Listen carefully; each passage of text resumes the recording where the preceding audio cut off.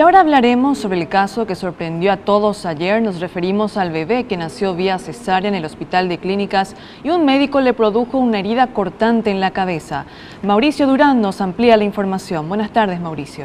Buenas tardes, compañeras. Y así es, imaginen nada más la situación de Néstor Mora, el padre de este niño que ya cumplió 10 días el día de hoy, cuando los médicos salieron de la sala donde se estaba practicando esta cesárea y le dijeron que su hijo recibió un corte en la cabeza que tuvo que ser cosido con 13 puntos. Realmente él se encontraba bastante nervioso, inclusive pasado ya este momento y pasado el peligro. Actualmente el pequeño se encuentra en el Hospital de Clínicas de Ingavi, bastante saludable, y el día de mañana inclusive podrían sacarle ya los puntos de manera que pueda ser llevado a su casa.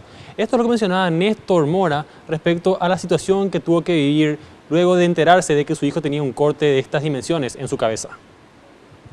Tenía miedo que fuese algo más grave, que le afectara alguna parte del cerebro o alguna vena de la cabeza.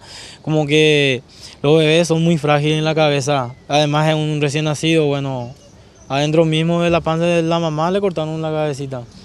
Digamos, como ellos dijeron, explicaron que solamente era el cuero cabelludo. Néstor Mora denunció en todo momento que las autoridades del Hospital de Clínicas intentaron minimizar el hecho de manera que esto no salga a la prensa. Mencionó inclusive Néstor que en un momento los médicos le mostraron un papel donde decía que esto es algo que ocurre regularmente en algunas operaciones de cesárea, de manera que no se ponga nervioso y no cuente esta situación a los medios de comunicación, algo que realmente puso muy nervioso a Néstor, teniendo en cuenta que nadie se hizo cargo, según él mencionaba, o nadie se responsabilizó del hecho que pudo haber costado inclusive la vida a su pequeño niño de 10 días. Vamos a escuchar la segunda parte de la nota. Me quedé choqueado cuando me comentaron lo que le había pasado y luego después de que me fui a ver a mi hijo. Toda la noche paso llorando por lo que le pasó a mi hijo, que bueno, nunca en la vida se le va a salir mal la cicatriz, se va a quedar.